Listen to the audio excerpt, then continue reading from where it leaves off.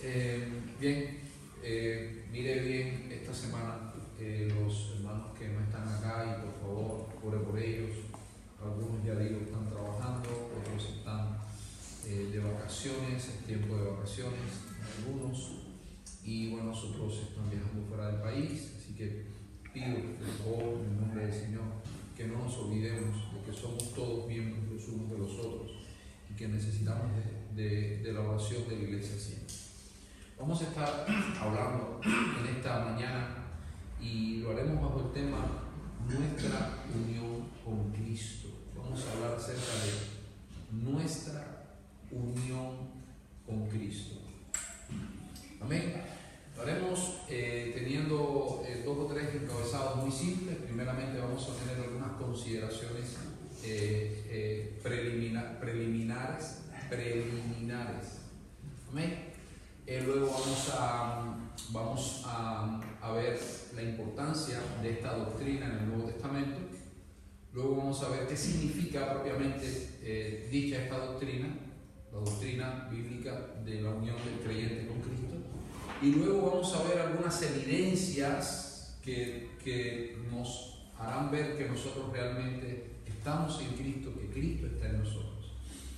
Amén. Entonces, primeramente, algunas consideraciones preliminares. Hermanos, lo primero que nosotros tenemos que decir de esta doctrina, antes de comenzar quizás a entrar de lleno a ella, es que la doctrina bíblica de nuestra unión con Cristo es una de las doctrinas más importantes, creemos, de todas las Escrituras. Y también creemos que es una de las más ignoradas y descuidadas de la Escritura. Voy a volver a decirlo. La doctrina bíblica de nuestra unión con Cristo es una de las doctrinas más importantes de la Escritura y quizás una de las más ignoradas o descuidadas. Decía John Murray es un teólogo norteamericano, decía: la unión del creyente con Cristo es la verdad central de toda la doctrina de la salvación. Dice, vuelvo a repetir, la unión del creyente con Cristo es la verdad central de toda la doctrina de la salvación. Y yo quisiera, hermano, hacer una aclaración, aunque nosotros nos hemos estado acercando a este tema en el pasado. Nosotros no estaremos intentando quizás tener un desarrollo exhaustivo de esta doctrina y por el simple hecho de que esta doctrina es un gran misterio, y lo vamos a ver ahora en la palabra.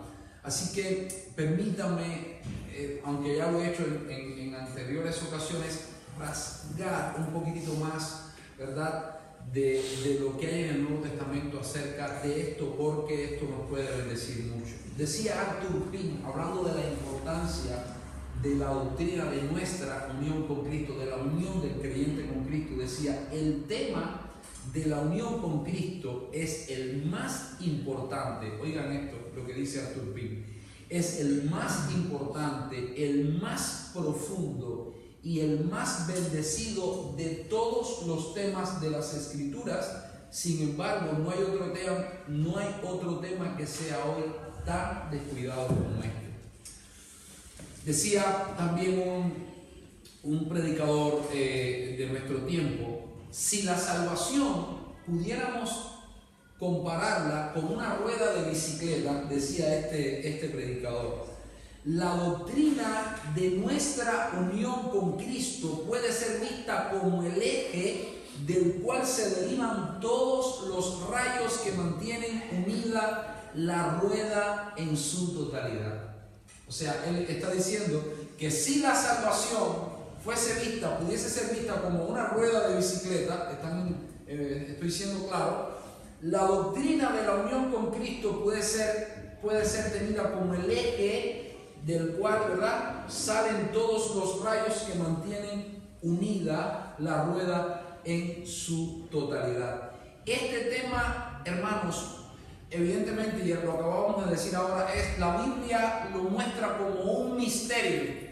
Entonces, yo no puedo pretender ser exhaustivo en esto, precisamente porque es un misterio, y la diferencia entre un misterio y un enigma, alguien decía que un enigma viene siendo como algo que está detrás de la pared. Un enigma, alguien decía, que viene siendo como algo que está detrás de la pared, tú no lo ves hasta que pasas la pared. O sea, nosotros, el que va a la segunda planta, ¿verdad?, de nuestras facilidades, encuentra que tenemos en esa puerta que abrimos detrás algunas cosas. Tú desde aquí no la ves, pero cuando tú llegas al lugar que pasas la pared, tú te das cuenta que hay cosas ahí y tú eres capaz de ver, de percibir todo lo que está contenido detrás de esa pared. Eso viene siendo como un enigma. Ahora, el misterio es otra cosa. Un misterio viene siendo como un océano insondable, hermanos. Un misterio, de la palabra mysterion en griego, mysterium, viene siendo como un océano insondable. No importa cuán profundo nosotros podamos descender con los pulmones de nuestro intelecto. No importa cuán profundo nosotros podamos descender con los pulmones de nuestra fe. Bendito Dios, nunca podremos llegar a tocar fondo, bendito Dios, en esta verdad que es tenida como un misterio. Ahora, lo cierto es que es tan importante esta doctrina que diría alguien a quien aprecio mucho, un viejo predicador, decía: si alguien no entiende la doctrina bíblica, la enseñanza bíblica de su unión con Cristo, no entiende tampoco su propia salvación. Escuchen bien, decía este viejo predicador, yo le digo viejo en el mejor sentido porque es alguien que quiero mucho. Él me decía en una ocasión: Alexander, si alguien no entiende la doctrina bíblica de su unión con Cristo, tampoco entiende plenamente la doctrina bíblica de su propia salvación. En Efesios capítulo 5, versículo 31, dice la Escritura: por esto dejará el hombre a su padre y a su madre, dice la Biblia, y se unirá a su mujer, y los dos serán una sola carne.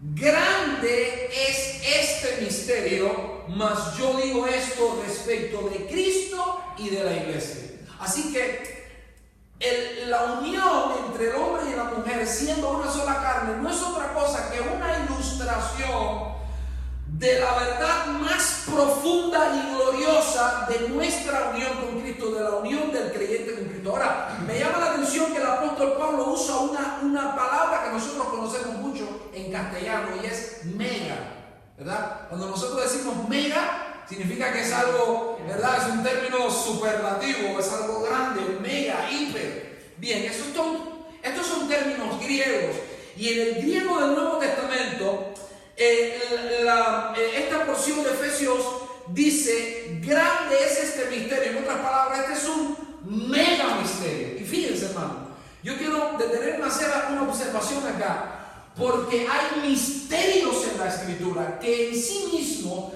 dada la naturaleza de la palabra en griego misterio, vienen siendo como un océano insondable que, como ya decía, nosotros no podremos llegar al final por más que nosotros profundicemos, y creemos que por eso la vida eterna tiene sentido. Dice la palabra de Dios: esta es la vida eterna, que te conozcan a ti, el único Dios verdadero. Y les hemos enseñado que el contenido de la vida eterna, lo que hace que la vida eterna no sea aburrida, lo que hace que la vida eterna no sea monótona, lo que hace que la vida eterna sea realmente deseable, es que el contenido de la eternidad es conocer al Dios infinito, al Dios infinitamente glorioso y hermoso, bendito Dios. Conocer la persona infinita, gloriosa, bendito Dios, de nuestro Señor Jesucristo. Y no solamente conocer la persona infinita, gloriosa, hermosa de nuestro Señor Jesucristo, que es el mayor valor del universo, sino también conocer la verdad de nuestra unión con Él, de nuestra unión con Él. Ahora, hermanos, esta doctrina, tiene una gran importancia en el Nuevo Testamento. Nosotros conocemos que el apóstol Pablo escribió, al menos que nosotros tengamos certeza de que las escribió 13 cartas. Hay personas que entienden que el libro de los Hebreos también fue escrito por el apóstol Pablo, pero hay dudas razonables acerca de la autoría del apóstol Pablo del libro de los Hebreos, la carta de los Hebreos. Pero bueno, por lo menos de estas 13 cartas, no estamos diciendo que el apóstol Pablo no sea el escritor de los Hebreos, solo estamos diciendo que hay dudas razonables, ¿verdad?, que nos permiten dudar, para la redundancia, de la autoría del apóstol Pablo de esta epístola. Ahora, en las 13 cartas de las que tenemos constancia que el apóstol escribió, estas 13 cartas en nuestras Biblias, Reina Valera del 60, suman unas 100 páginas. Tú coges la primera epístola a los Romanos, ¿verdad?, y terminas con la última epístola del apóstol Pablo, tú te das cuenta que tienes en tu mano casi 100 páginas. Bien, en esas 100 páginas aparecen aproximadamente, estuve contándola, unas 164 veces, hermanos, expresiones como en Cristo, ¿verdad?, en Él, hablando de Cristo, en el Señor, en Cristo Jesús. Bien, estamos hablando de que en 100 páginas aparecen unas 164 veces expresiones que señalan nuestra unión con Cristo. Hermanos, cuando tú tomas un libro, tú lees un libro cualquiera y tú te das cuenta que hay una expresión que se repite y se repite y se repite y se repite, no hay que ser muy intelectual ni muy avispado para darnos cuenta que estamos delante de una expresión que nos señala la idea central de la obra literaria. O sea, no hay que ser muy inteligente para darse cuenta que hay una expresión que viene siendo un común denominador y que alrededor de ella giran todos los argumentos del libro. Pues entonces uno se da cuenta que está frente a la idea central, ¿verdad?, del libro, la idea central que el escritor persiguió. Bien, cuando nosotros leemos estas expresiones en los escritos paulinos, en Cristo, en Él, en el Señor, en Cristo Jesús, nosotros nos damos cuenta, hermano, que todas las doctrinas del Evangelio, estamos hablando de todas las doctrinas que hablan acerca de los beneficios de la salvación, de que somos justificados, somos redimidos, y todos los beneficios de nuestra salvación giran en torno a nuestra unión con Cristo. Entonces, mi pregunta, ¿es importante que hablemos de este tema, sí o no? Nosotros encontramos que la palabra del Señor dice en Efesios capítulo 1 que nosotros somos predestinados en Cristo. No vamos a entrar ahí, pero la palabra del Señor dice que somos predestinados en Cristo. La Biblia dice que los creyentes son llamados en Cristo. La palabra del Señor dice que los creyentes son regenerados en Cristo, llamados en Cristo. En 2 Timoteo 9 dice que somos llamados en Cristo. En Efesios 2:10 la Biblia dice que somos regenerados en Cristo. En Filipenses capítulo 1 versículo 1 la Biblia dice que somos llamados santos en Cristo. La palabra del Señor enseña en Filipenses 2:1 que somos consolados en Cristo. Y cuando tú vienes a ver, hermano, te das cuenta que todas las bendiciones que nosotros tenemos en el Evangelio de nuestro Señor Jesucristo giran en torno a la verdad de nuestra unión con Cristo. Si nosotros no estamos unidos a Cristo, nosotros no podemos disfrutar de ninguna de las bendiciones del Evangelio. Ahora, escúchenme bien, yo quiero decirles algo, hermano, y esto es, vamos a decirlo así, central a todo lo que trataremos de compartir esta mañana. La salvación, oigan bien, la salvación no es algo que Dios nos da por causa de Cristo. ¿Escucharon eso? Estamos hablando de la salvación propiamente dicha. No estamos hablando de los beneficios colaterales que recibimos en la salvación. Estamos hablando de la salvación propiamente dicha. Hay beneficios colaterales de la salvación. Una buena vida en la tierra, ¿verdad que sí? Un mejor matrimonio, mejores relaciones sociales, ¿verdad? Interpersonales. Son beneficios colaterales a la salvación. Ahora, la salvación propiamente dicha no es algo que Dios nos da por causa de Cristo. O sea, usualmente en los círculos evangélicos se tiene la salvación como algo que Cristo compró para nosotros y que nosotros estamos recibiendo por causa de quién es Él. Yo quiero decirles, hermanos, que esta no es la idea que da el Nuevo Testamento de la salvación. La salvación no es algo, vuelvo a decir, que nosotros recibimos o que Dios nos da por causa de Cristo, sino que tiene a Cristo mismo, vamos a decirlo así, como el contenido de la salvación. O sea, la salvación, déjenme ver cómo lo arreglo un poco, no es algo que nosotros recibimos por causa de Él, sino que la salvación es Él mismo que nos es dado en el Evangelio. La salvación es la persona de Cristo que nos es dada por la fe. La salvación es la persona de Cristo que nos es dada, bendito Dios, mediante el Evangelio. Escuchen, hermanos, todas las riquezas, beneficios, placeres de la salvación están contenidos en Cristo. Todas las riquezas, beneficios y placeres de la salvación están contenidos en Cristo. De manera que la salvación consiste en estar en Él. Y hay un libro que a mí me gustaría, recuerden que nosotros tenemos un lema. El lema es: vive en la Biblia, visita algunos buenos libros. Solamente visítalos, pero vive en la Biblia. Hay un libro de un autor que se llama John Piper que se titula así: Dios es el Evangelio.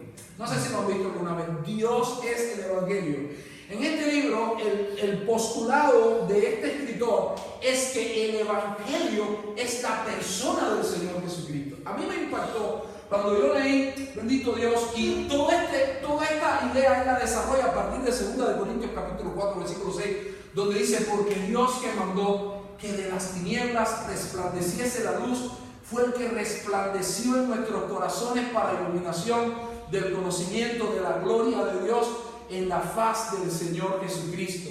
Eso significa, hermanos, que nosotros, el Evangelio no es la buena noticia de que vas a vivir mejor en la tierra. El Evangelio no es la buena noticia de que todo lo que andabas buscando en el mundo ahora lo vas a tener en Cristo. No, el Evangelio es la buena noticia del mismo Dios. Es la revelación de la gloria de Dios en la faz del Señor Jesucristo. Es que te son quitadas las vendas de los ojos y tú puedes ver la gloria de la persona maravillosa, hermosa, deseable de nuestro Señor Jesucristo en las Escrituras por el Espíritu Santo. La salvación es una persona, hermanos. La salvación es la persona de Jesucristo, el Hijo de Dios. Dice en 1 de Juan, capítulo 5, versículo 11 al 12, y este es el testimonio, que Dios nos ha dado vida eterna, y esta vida está en su Hijo. ¿Dónde está la vida eterna? En su Hijo. El que tiene al Hijo, dice la Biblia, tiene la vida, y el que no tiene al Hijo de Dios, dice la palabra de Dios, no tiene la vida. Colosenses capítulo 2, del 9 al 10 dice: porque en Él habita corporalmente toda la plenitud de la deidad, y vosotros estáis completos en Él. Qué hermoso está eso, hermano. Dice la Biblia: y vosotros estáis completos en Él. Colosenses capítulo 2, del 2 al 3 dice: a fin de conocer el misterio de Dios el Padre y de Cristo. Oigan esto, hermano, qué hermoso está esto. En quien están, en Cristo, escondidos todos los tesoros de la sabiduría y del conocimiento. Qué impresionante está esto. Si una persona conoce a Cristo, en Él están escondidos todos los tesoros de la sabiduría y del conocimiento. Esa es la razón por la que yo creo, hermano, que en la eternidad, en conocer a Jesús, en una mirada al Salvador glorioso, nosotros podremos descubrir en toda la eternidad todos los tesoros de la sabiduría y del conocimiento. No hay ningún tema, hermanos, de sabiduría, de ciencia y de conocimiento que no esté contenido en la persona de Jesucristo, el Hijo de Dios. Yo tengo que decir gloria a Dios a eso. Yo tengo que decir gloria a Dios a eso. Bendito Dios. Yo tengo que decir gloria a Dios, porque también dice la Biblia que Cristo nos ha sido hecho por Dios sabiduría. Entonces dice la palabra de Dios que nosotros estamos completos en Él. Él es nuestra salvación. La persona de Jesús, dedicarnos a conocerlo, a estar con Él, a tener comunión con Él, a descifrar por medio de las Escrituras, con la ayuda del Espíritu Santo, todo lo que es verdad acerca de su persona y de su obra. Ese es el contenido de la vida cristiana. Ese es el contenido de la vida eterna. Es el contenido de nuestra profesión, hermanos, como creyentes en Cristo Jesús. Miren qué hermoso está esto, hermano. Colosenses capítulo 3, versículo 3. Porque habéis muerto. ¿Cuántos están muertos acá esta mañana? Dice, y vuestra vida está escondida con Cristo en Dios. Porque habéis muerto y vuestra vida está escondida con Cristo en Dios. Bien, hermanos, habiendo visto brevemente la importancia de esta doctrina en el Nuevo Testamento, la centralidad de esta doctrina en el Nuevo Testamento y que Cristo es nuestra salvación. Cuando una persona, hermano, recibe la salvación, no está recibiendo beneficios colaterales a ella, aunque sí está recibiendo beneficios colaterales, pero está recibiendo al propio Cristo. La palabra del Señor dice que Jesucristo es el sol de justicia.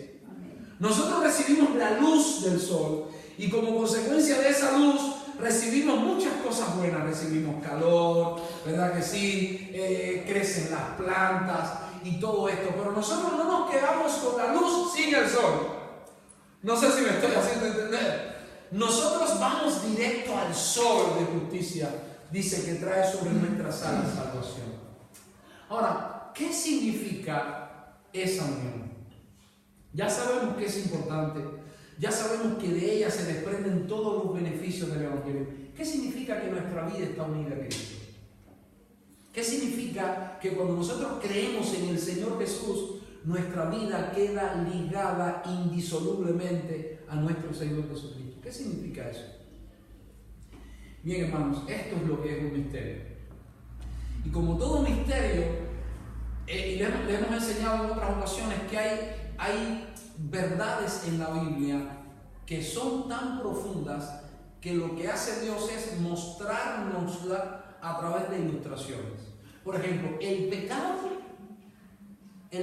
es tan pecaminoso, el pecado es tan horrible que no hay palabras. Escúchenme bien, hermanos, no es por causa de que Dios no tenga la capacidad de expresarlo, es que en nuestros idiomas humanos no existen las palabras que puedan expresar la profundidad de esa verdad que Dios nos está mostrando. Por eso Dios usa ilustraciones. Cuando hablamos del pecado, el pecado es, vamos a decirlo así, sé que está mal, es una barbaridad, pero lo voy a decir. El pecado es tan pecaminoso, es tan y tan horrible ante los ojos de un Dios santo, que no hay palabras en nuestro idioma para describirlo. Nosotros nos damos cuenta lo terrible del pecado a través de ilustraciones que Dios nos da. ¿Verdad que sí? ¿Sí o no? Dice la Biblia que el pecador es un ciego. ¿Sí o no? Que el pecador es una persona que está muerta. Dice la palabra, cuando en la Biblia se habla de pecado, se habla de putrefacción. Dice que todas vuestras justicias son como trapos de inmundicia. ¿Usted se imagina andar caminando por la calle con trapos de inmundicia? ¿Sabe lo que son los trapos de inmundicia?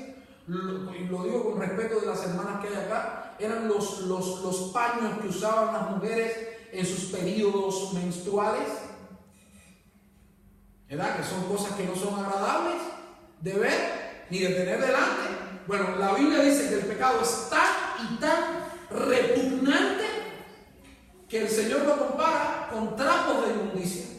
Bien, hermanos, cuando el Señor quiere hablar de nuestra unión con Cristo, no habiendo palabras en nuestro idioma que puedan describir la dimensión de ese misterio, pues Dios usa ilustraciones.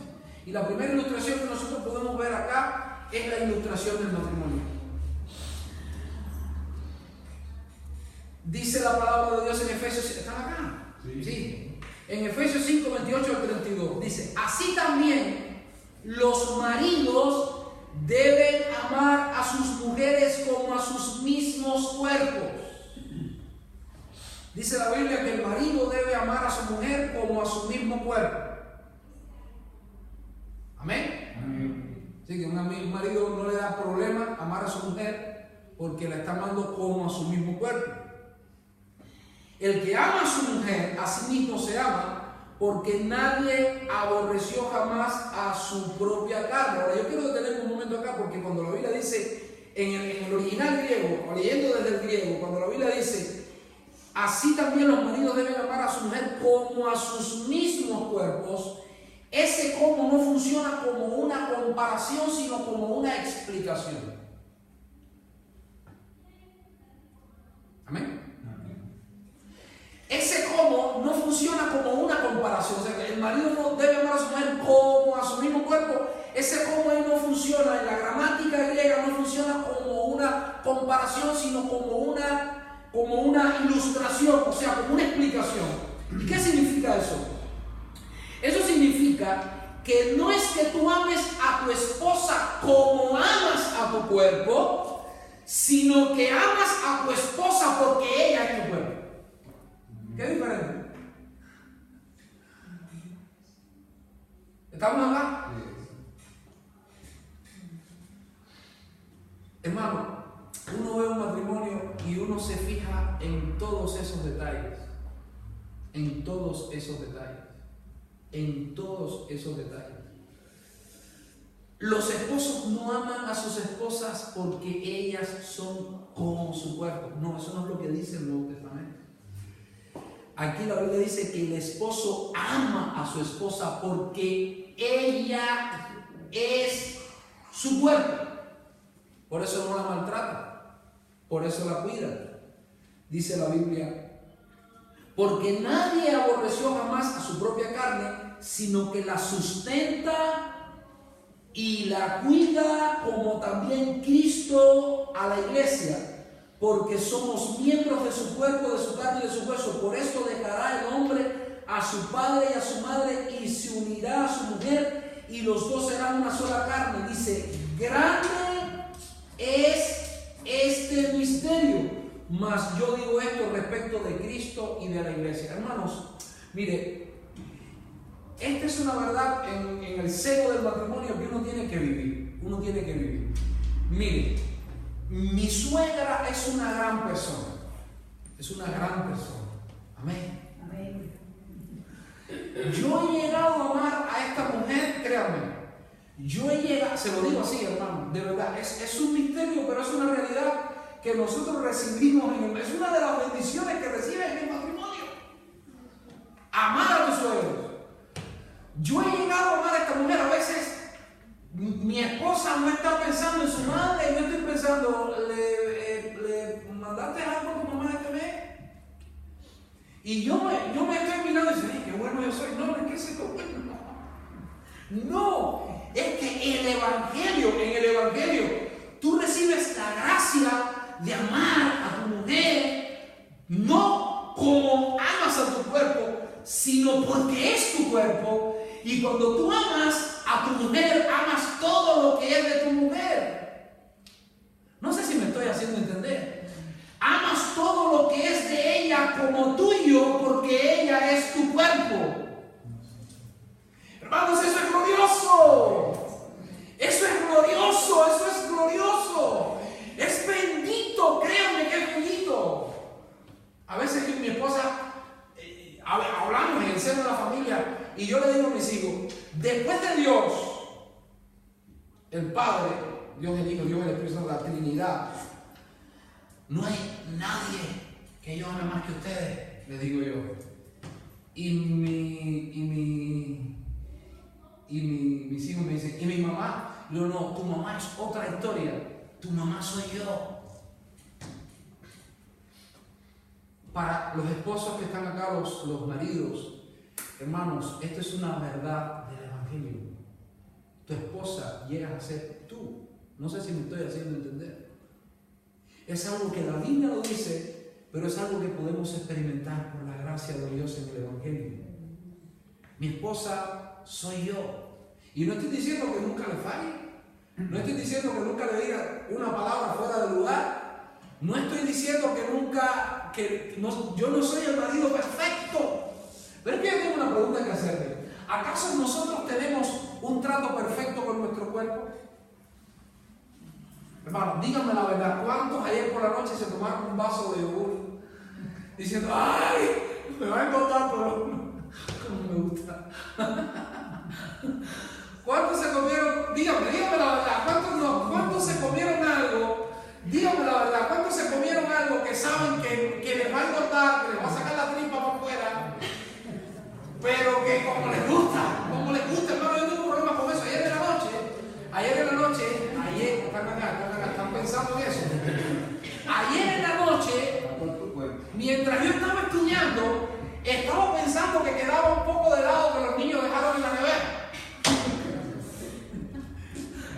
Como un pedazo de dulce. Yo decía, Señor, pero no puedo hacer eso, madre, eso es un pecado contra mi cuerpo.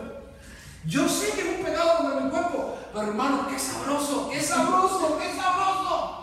Terminé siendo vencido por la tentación y fui a la nevera y me serví un poco de helado, le eché un poco de dulce adentro, lo batí y dije, ya, esto lo arreglo en la muralla, en 3 o 4 días esto se me va. Mi pregunta ¿es que no amo a mi cuerpo? Sí lo amo. Pero eso no significa que no falle contra él. Yo no estoy hablando aquí de maridos perfectos. Nosotros sabemos que de este lado de la eternidad, aunque hemos sido redimidos de la culpa por el pecado, estamos siendo redimidos del poder del pecado y no seremos redimidos de la presencia del pecado hasta que esto corruptible no se vista de incorrupción. Nadie puede decir que no nos amamos a nosotros mismos. Sí nos amamos, pero aunque nos amamos, cometemos pecados contra nosotros mismos. Entonces esta verdad de que el marido ama a su esposa no como su cuerpo, sino porque es su cuerpo, bendito Dios, es una verdad que nos hace vernos, hermanos, oigan esto, nos hace vernos en nuestra esposa, ver a mi esposa y decir, soy yo, mi esposa soy yo. Es lo que dice la palabra de Dios. Ahora lo más glorioso no es eso. Dice la palabra del Señor que ese es un gran misterio, pero que Pablo no lo dice por causa de la esposa y el esposo, sino por causa de Cristo en la iglesia. Así que piensen en esto, cuando Cristo nos ve a nosotros, se está viendo a sí mismo, hermanos. Hermanos, eso es glorioso. Eso habla de un amor que no se puede explicar. Cuando Cristo está mirando a los creyentes, cuando Cristo te está mirando a ti, creyente, hermano mío en Cristo Jesús, Cristo se está mirando a sí mismo. Esta imagen es la ilustración, bendito Dios, es lo que se quiere ilustrar con esto. Oh, bendito Dios, hermanos, esto es glorioso.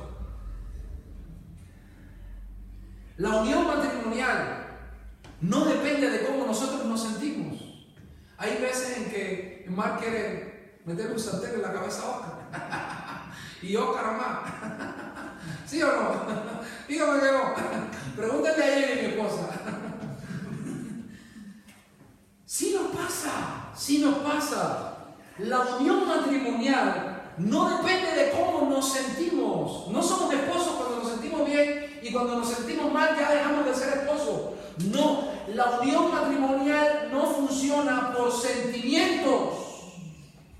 La base de que dos personas se mantengan unidas no son ya los sentimientos, aunque los sentimientos propiciaron esa unión. Pero llega el momento en que la base de eso, a la luz de la palabra de Dios, no son los sentimientos, sino es el pacto que se ha hecho delante de Dios. Hermanos, el matrimonio es y será un pacto delante de Dios, sellado delante de Dios. Tú dirás, no, yo me casé por el juzgado. Tú te casaste por el juzgado, pero la Biblia dice que las autoridades que están puestas ahí, que están el notario, los jueces, dice la palabra de Dios, están puestos por Dios. El gobierno es una forma de gobierno de Dios. Así que cuando tú te casas ante un magistrado, tú te estás casando delante de Dios. Es un pacto delante de Dios. El hombre posmoderno dice que no. Es un convenio temporal, libre. Pero el matrimonio es un pacto delante de Dios. Dice en Gálatas, miren esto, hermano. Recuerden que estamos tratando, a ver si me estoy haciendo entender. Estamos tratando de comprender nuestra unión con Cristo en base a la ilustración del matrimonio que se nos da aquí. ¿Estamos de acuerdo? Gálatas 3:17 dice: esto pues digo, el pacto, palabra pacto, quédense con eso, previamente ratificado por Dios para con Cristo, la ley que vino 430 años después no lo abroga para invalidar la promesa. Quiero detener, hermano, miren, estamos solamente raspando por fuera, pero hay cosas acá que tenemos que tocarlas, hay cosas acá que tenemos que tocarlas. ¿De qué pacto se está hablando acá? ¿Del pacto de la ley, del pacto mosaico, donde Dios dio la ley en tablas de piedra a Moisés? No. Se está hablando de un pacto que es anterior. Se está hablando de un pacto que es eterno. Eterno. Escúchenme bien, es eterno. Ahora, cuando nosotros estudiamos en las Escrituras los pactos, nos damos cuenta que el nuevo pacto, estamos hablando del nuevo pacto del Evangelio, que es el pacto eterno. Haré con ellos pacto eterno, ¿recuerdan? Que no me volveré atrás de hacerles bien. ¿Lo recuerdan? ¿No? ¿Están acá? Sí, sí, estamos leyendo la Biblia en la casa, sí o sí. Sí, amén. Ese pacto, fíjense, ese pacto, dice la palabra de Dios que ese nuevo pacto es un mejor pacto. Dice, establecido sobre mejores promesas. Ahora, este término mejor es un término por naturaleza comparativo. Aquí se está comparando el nuevo pacto con el pacto de la ley y se está diciendo que el nuevo pacto es un mejor pacto establecido sobre mejores promesas. Y mi pregunta es, ¿por qué es un mejor pacto? Y estamos tratando de explicar esto, no nos estamos yendo del tema. Vamos a profundizar un poquitito, pero siguiendo del tema. ¿Por qué el nuevo pacto es un mejor pacto que el pacto de la ley? ¿Por qué? Bueno, lo responde, porque está establecido sobre mejores promesas. ¿Y cuáles son las mejores promesas? Bueno, veamos la promesa del pacto de la ley. ¿Cuál es la promesa del pacto de la ley? Haz esto y vivirás. María, si quieres ser salva, guarda la ley. Si no guardas la ley, no puedes ser salvo. Esa es la promesa. Ahora mi pregunta es, si desde que nosotros nacemos, dice, en pecado me concibió mi madre, y comenzamos a crecer, el pecado está ligado a nosotros, a nuestra naturaleza, porque hemos recibido esa herencia del primer Adán. Si nosotros desde que nacemos estamos pecando, y la Biblia dice que si incumplimos la ley en un solo mandamiento, incumplimos la ley, o incumplimos toda la ley, ¿quién se puede salvar por medio de la ley? A ver, ¿hay algún ángel escondido acá que se pueda salvar por medio de la ley? ¿Sabe qué dice la Biblia? Que la ley nada perfeccionó. Y que la ley, venido el mandamiento, dice la palabra, dice, el pecado revivió y yo morí. ¿Por qué es que somos tan pecadores? Mire esto, hermano. Somos tan pecadores que cuando la ley vino, no solamente nos dimos cuenta que éramos pecadores, sino que el pecado se exacerbó en nosotros. A ver, lo que hemos criado aquí, que estamos criando, yo estoy criando uno de 3 y uno de 8. Dile a Harris, no te comas eso. ¿Y qué es lo primero que va a hacer? Comérselo, porque el mandamiento exacerba el pecado. ¿Sabes que muchas veces le digo, cómetelo, lo digo, dale, cómetelo? Y me dicen, no me lo puedo comer. Ah, bueno, eso es lo que yo quería. No sé si me estoy... A veces he probado con darle un mandamiento a la inversa para que me obedezca. Yo le digo, no te comas el dulce y se lo come. O se lo quiere comer. Tengo que luchar para que no se lo coma. Y le digo, mira, el dulce está en el frío. Cómetelo. Y me dice, no, papá, no tengo ganas ahora. Y no se lo come. ¿Por qué? Porque nuestra naturaleza pecaminosa se exacerba con el mandamiento. El mandamiento no solamente nos deja ver, la ley nos deja ver que somos pecadores, sino que exacerba el pecado, revivió y no morí.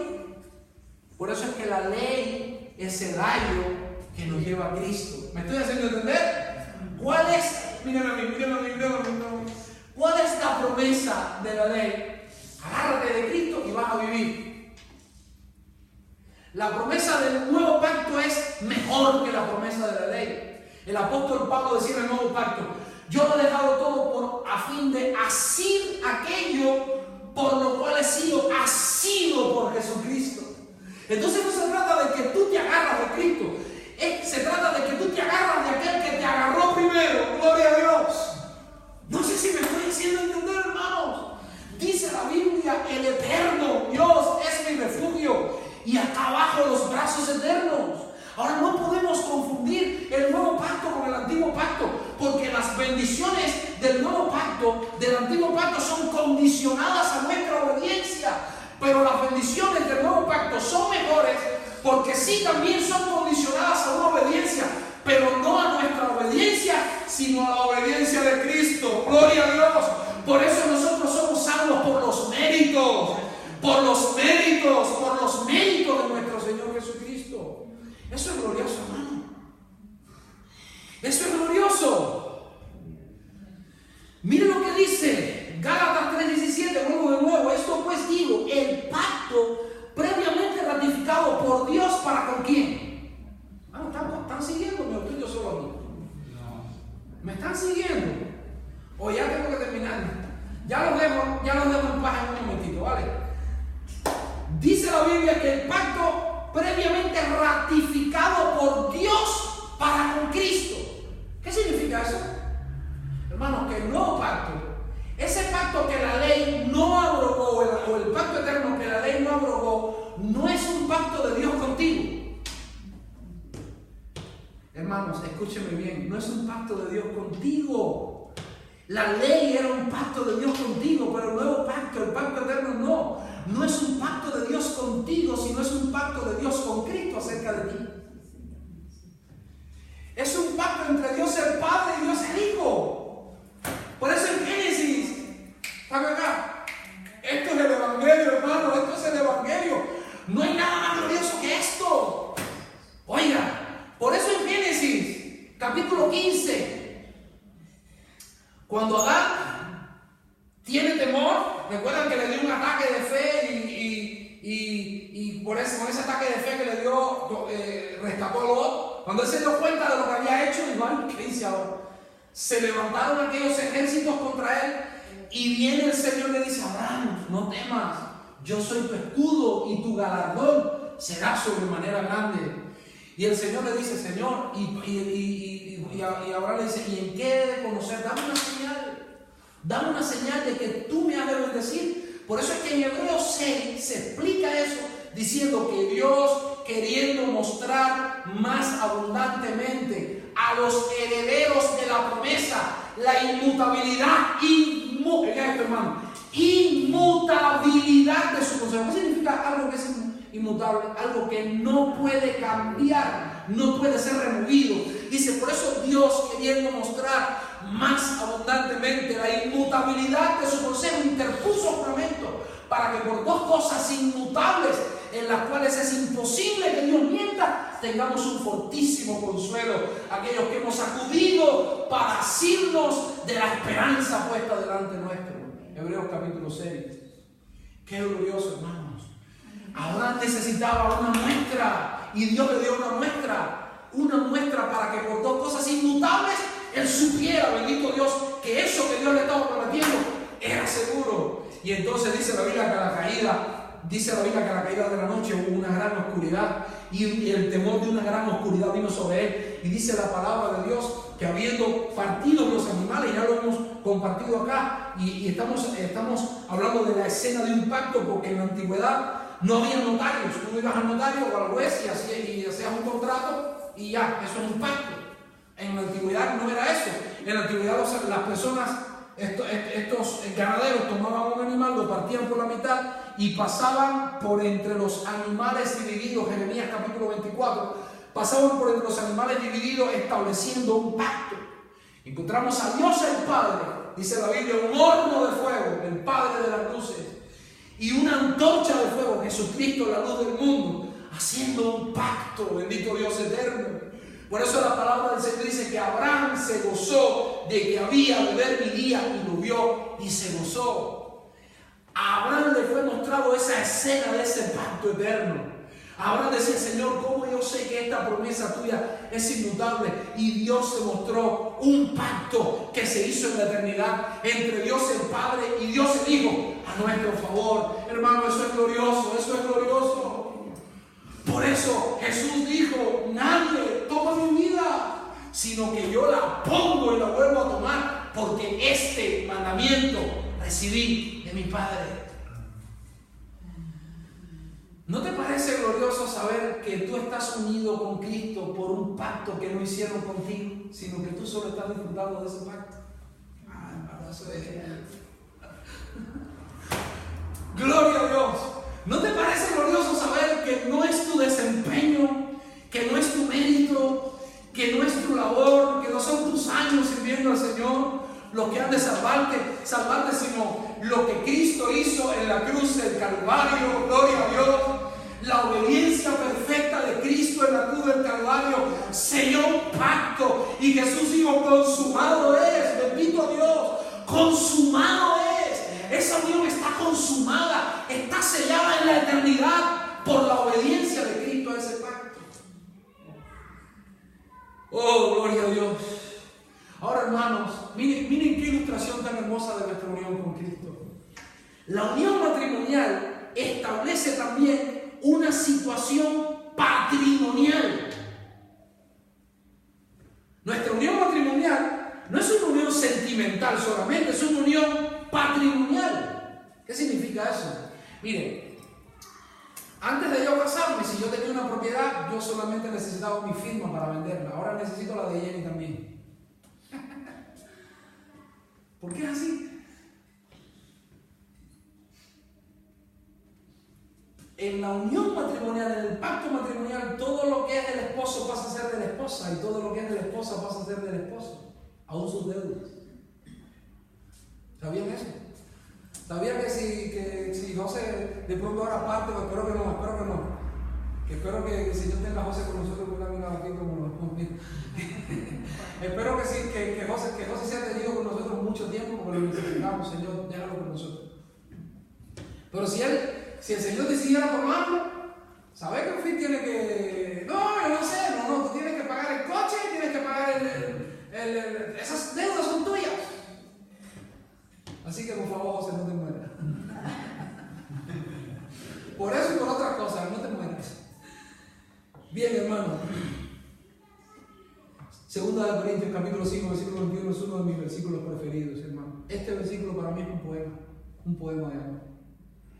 Este versículo es, yo diría que la fuente de donde bebe mi alma, hermano, de donde bebe mi alma, cuando el pecado, cuando las pruebas amenazan con destruir mi vida. Este versículo es una fuente, bendito Dios, para aquellos que están trabajados y cargados. Dice, al que no conoció pecado, por nosotros lo hizo pecado, para que nosotros fuésemos hechos justicia de Dios en él.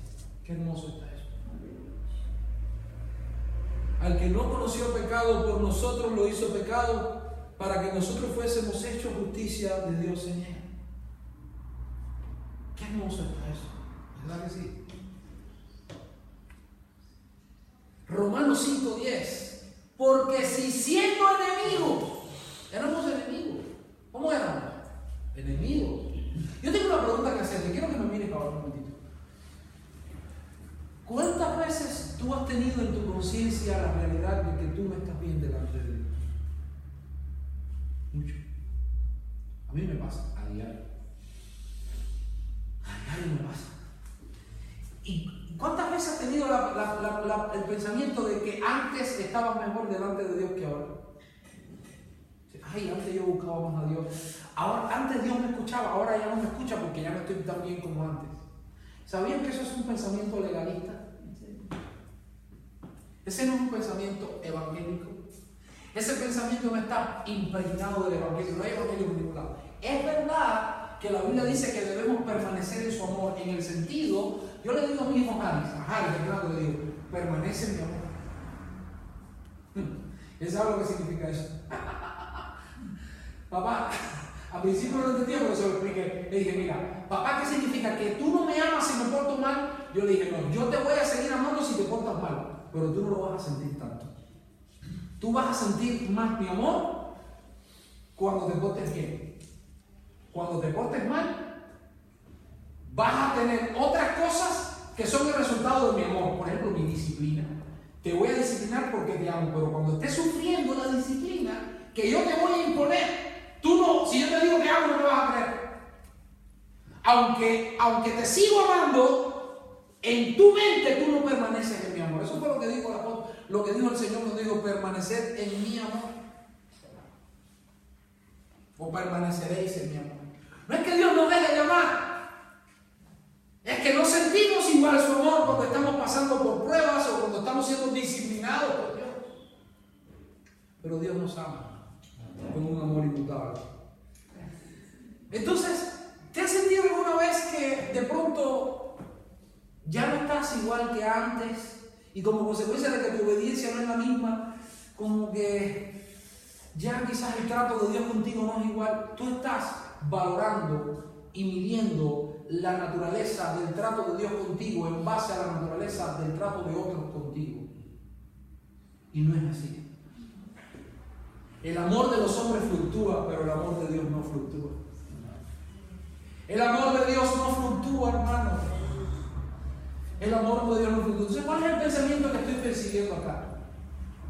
Si siendo enemigos, eso significa que no importa, hermano, yo no estoy haciendo una apología de vive pecando, vive como te dé la gana, que todo, igual todo, Dios te va a seguir amando. No. Pero si siendo enemigos, eso significa, hermano, que ahora somos hijos.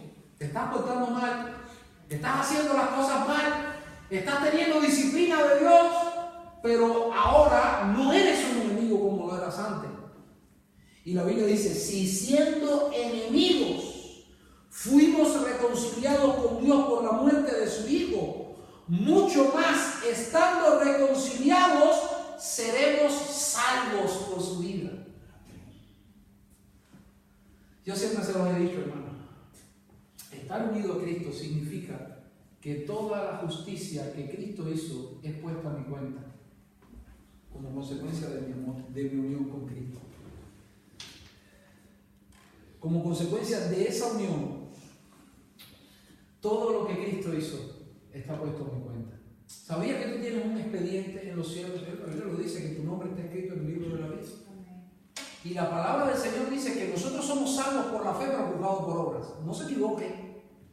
Nosotros somos salvos por la fe, pero somos juzgados por obras. Y la obra de cada uno será la materia prima por la cual Dios te va a juzgar en el día del juicio. Porque todos compareceremos ante Él y habrá un día en que seremos juzgados, toda carne será juzgada, toda lengua confesará que Jesucristo es el Señor para gloria de Dios Padre. ¿Cuáles son las obras con las cuales te van a juzgar allí? Mi pregunta es, ¿te das cuenta por qué es tan importante la doctrina bíblica de nuestra unión con Cristo? ¿Por qué obras te van a juzgar? Mire, escúchenme bien, que Dios me libre de ser juzgado por mis obras. Yo quiero ser juzgado en base a las obras de Cristo. Eso significa ser salvo. Que Dios puso sobre Cristo nuestro pecado y derramó su ira sobre su Hijo para satisfacer la justa demanda de la justicia de Dios, para ahora poder poner sobre nosotros la gracia, el favor, la misericordia y el amor, bendito Dios, que hay sobre la persona de Jesús. Hermano, eso es lo que es. Mírenme un momento. Mire esto, hermano. Dice la Biblia que aún no se ha de manifestar lo que hemos de ser cuando Cristo venga. Hay una gracia que aún no se ha manifestado y ahora somos hijos de Dios. Dice así, ahora somos hijos de Dios. ¿Lo dice o no lo dice? Pero cuando Él venga, no, seremos algo más, dice la Biblia, porque aún no se ha manifestado lo que hemos de ser. ¿Qué podremos ser más que hijos de Dios? Hay más. Y eso está vinculado estrechamente a nuestra unión con Cristo. Yo quiero imaginarme nada más que cuando yo miro a Jenny, mire. Ay, Señor, mira que Jenny lleva luchado conmigo, con Dios. Ay, Señor, que Dios la ayude y la siga ayudando. Pero cuando yo miro a Jenny, yo me miro a mí. Aún cuando soy un esposo imperfecto, yo me miro a mí. Solo puedo imaginar que Cristo, cuando me mire a mí como la iglesia, como su pueblo, se esté mirando a sí mismo. Es que vamos a seguir adelante, hermano, que tenemos que terminar y luego tomar la cena del Señor. Hermano, esta ilustración del matrimonio tiene sus limitaciones. Claro que tiene sus limitaciones. Amén. Ya me quedan unos minutitos y los dejo. Tiene sus limitaciones, sí. ¿Por qué? Porque nunca la ilustración ilustra perfectamente la cosa ilustrada. Recuerden nuestro eslogan: nunca una ilustración ilustra perfectamente la cosa ilustrada. ¿Recuerdan eso? Debemos recordar la inconmensurabilidad de Dios. ¿Qué es eso? Que Dios es inconmensurable. ¿Recuerdan cuando hablamos de eso? Que Dios es inconmensurable. ¿Qué significa que Dios es inconmensurable? Que Dios no tiene paralelos. Que Dios no puede ser justa, adecuada y perfectamente comparado con nada. Aunque Dios usa ilustraciones de nuestra vida para que nosotros podamos entender un poco de quién es Él, todo eso se queda por debajo de quién es Él. ¿Estamos de acuerdo con eso? Entonces, esta ilustración del matrimonio tiene sus limitaciones, porque no podemos reducir nuestra relación con Cristo a una cosa solamente legal. El matrimonio, aunque envuelve sentimientos y es un pacto, pero es también un trámite legal. La unión con Cristo, hermano, es mucho más que eso. Es mucho más que eso. La palabra del Señor dice que nosotros morimos. Mira esto que hermoso está. Nosotros resucitamos y nosotros ascendimos juntamente con Cristo. ¿Lo han leído? Resucitamos con Cristo, morimos con Cristo, resucitaremos con Él. Y dice que hemos sido sentados en los lugares celestiales juntamente con Cristo. Mi pregunta es: o Pablo está loco, o nos quiere volver locos a nosotros, o hay que entender esto de otra manera. Porque eso pasó hace 2000 años y nosotros no habíamos nacido. Tú y yo no habíamos nacido cuando Cristo murió y resucitó. ¿Y por qué la Biblia dice? Es como que alguien te culpe a ti de un crimen que ocurrió hace 200 años. No, espérate. Eso no había pasado como ahora el presidente de México le dijo al rey de España que se disculpara. ¿Verdad?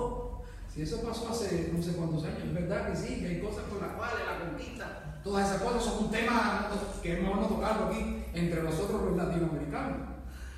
Pero, y por amor de nuestros hermanos españoles. Pero eso pasó hace 300 años, 500 años. ¿Cuántos años hace que pasó lo de la conquista? Ahora nosotros se dice que hicimos algo que pasó hace 2000 años, que morimos con Cristo, resucitamos con Cristo y ascendimos con Cristo. Y usted dirá, ¿y por qué? Porque se nos hace justicia de alguna manera gloriosa. Porque la Biblia dice que en Adán, fíjense que estamos hablando de estas expresiones, en Cristo, en Adán todos mueren. A veces yo me he preguntado, pero si yo no estaba vivo cuando Adán pecó, ¿por qué yo heredé el pecado de Adán? Porque Adán es nuestro padre federal. No sé si me estoy haciendo entender. Cuando Trump ahora le dijo a Pedro Sánchez, el presidente del gobierno español, siéntate, ¿vieron eso? Que vergüenza que mío, siéntate, estaba diciéndole siéntate a toda España. ¿Por qué razón? Porque aunque tú no votes por Pedro Sánchez en la cumbre del G20, Pedro Sánchez está representando a todos los españoles. El rey de España representa a todos los españoles, federalmente hablando, ¿sí o no? Adán nos representa a todos ante Dios, y en Adán todos pecamos, en Adán todos morimos, pero lo glorioso es que en Cristo todos serán vivificados. En Cristo Cristo todos serán vivificados. ¿Y cómo se entiende eso? Lo voy a decir por nada más.